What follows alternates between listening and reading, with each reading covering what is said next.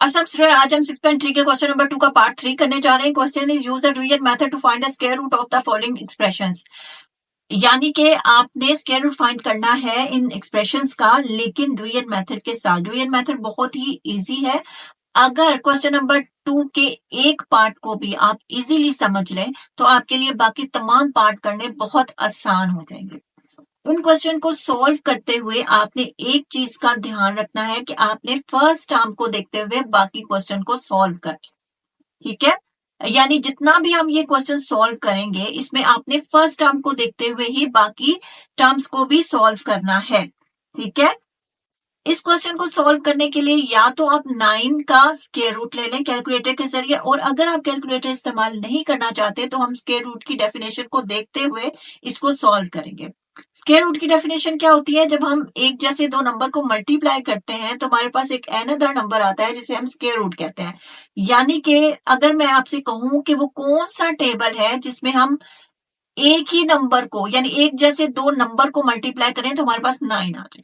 Answer is 3 का table, ठीक है। अगर मैं 3 को, ठीक है, अगर मैं 3 को 2 दफा मल्टीप्लाई करती हूं, ठीक है, तो मेरे पास क्या आता है? 9, ठीक है। इसी को हम स्क्वायर रूट कहते हैं, ठीक है। लेकिन मसला ये है कि इसके साथ वेरिएबल है और वेरिएबल के ऊपर पावर है।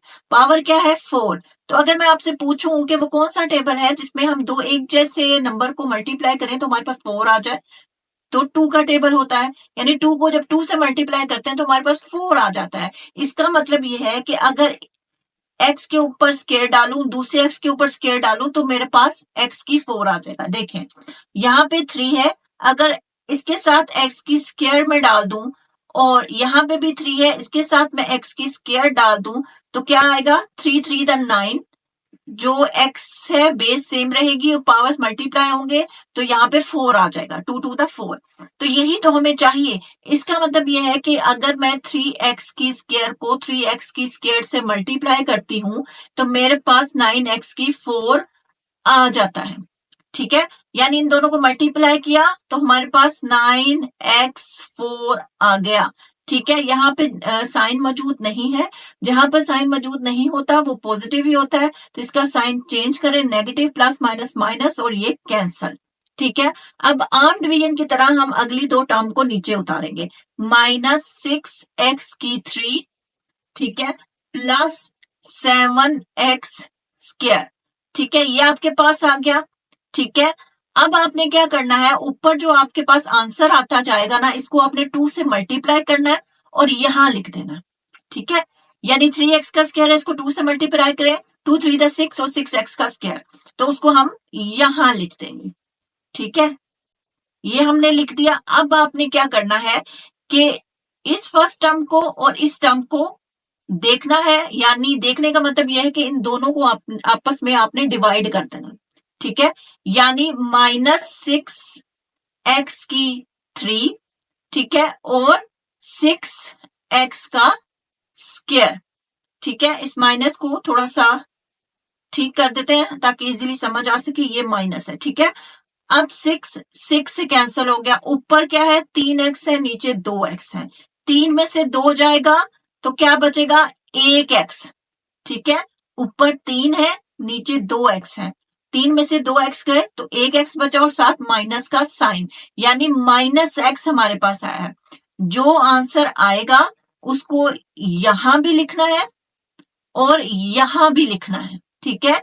इन दो फर्स्ट टर्म को मल्टीप्लाई करके हमारे पास डिवाइड करके जो आंसर आएगा उसको आपने यहां भी लिखना है और यहां भी लिखना है, ठीक है। उसके बाद दूसरा स्टेप आपने क्या करना है कि जो पूरी वैल्यू हमारे पास आई है इसको -x से आपने मल्टीप्लाई कर देना है। इस पूरी वैल्यू को इस -x से मल्टीप्लाई करना है, ठीक है। पूरे से नहीं, सिर्फ -x से मल्टीप्लाई करना है, ठीक है।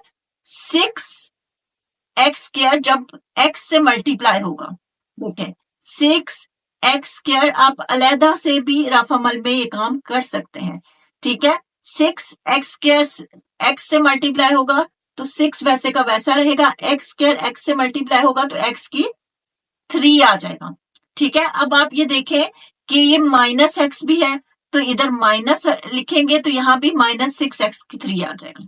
ठीक है, इसको यहाँ क्लियर करके लिख देती हूं मैं, यानी मल्टीप्लाई बाय -x है।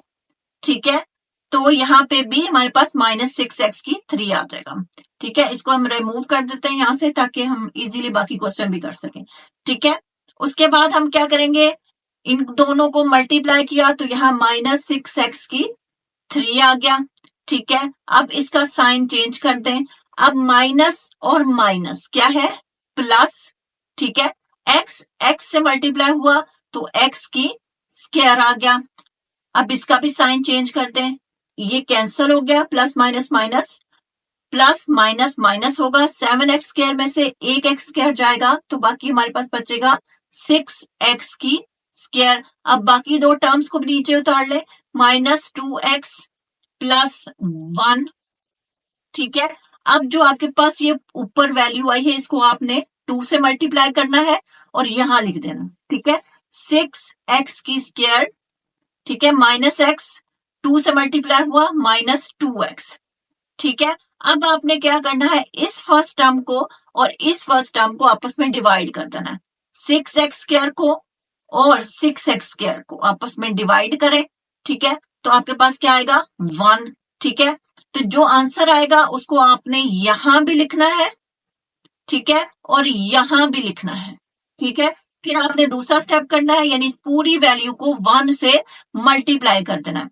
जब आप किसी भी वैल्यू को 1 से मल्टीप्लाई करते हैं तो वही वैल्यू लौट कर आ जाती है। ठीक है, यानी 6x square 1 the 6x square. ठीक है, पॉजिटिव है, साइन चेंज करें, नेगेटिव हो गया, -2x 1 से मल्टीप्लाई हुआ तो -2x ही आ जाएगा, प्लस का साइन वैसे का वैसा 1 1 द 1। ठीक है, इनके साइन चेंज करें। ठीक है, ये इससे कैंसिल हुआ, ये इस तरह कैंसिल हो गया और ये इससे कैंसिल हो गया, तो यहां पर 0 बचा। ठीक है, इसके बाद हम इधर से इसको रिमूव कर देते हैं। ठीक है, ताकि हम आंसर लिख सकें। ठीक है, आप यहाँ स्टेटमेंट भी दे सकते हैं, hence the square root of the given expression is. ठीक है, तो ये भी लिख सकते हैं, लेकिन मैं नहीं लिख रही ताकि वीडियो ज्यादा लंबी ना हो।